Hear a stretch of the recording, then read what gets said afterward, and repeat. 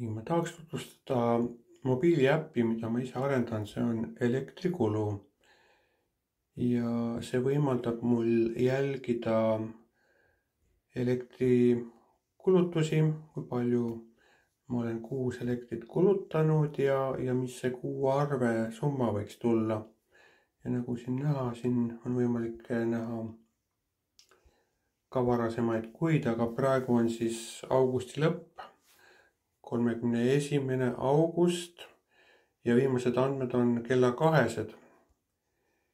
Ja arve summa arvutuslik siis, mis võiks tulla, on 122,12 ja nüüd ma vaatan, et kas mul õnnestub andmeid veel uuendada, et viimaseid andmeid Eesti Energiast laadida.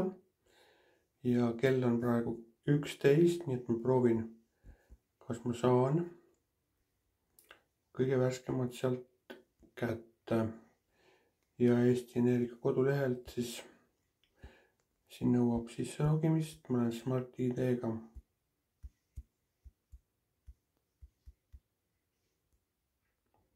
Nii, panin isikukoodi ja panen siis PIN-koodi. Sisenemine õnnestus.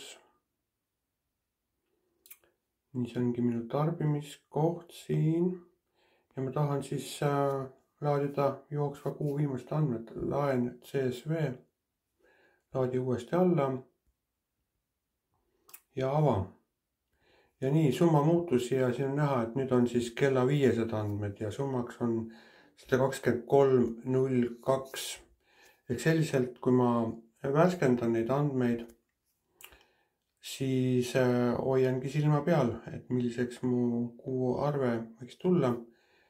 Ja umbes 123 eurot siis augustikuus mul tuleb seekord maksta.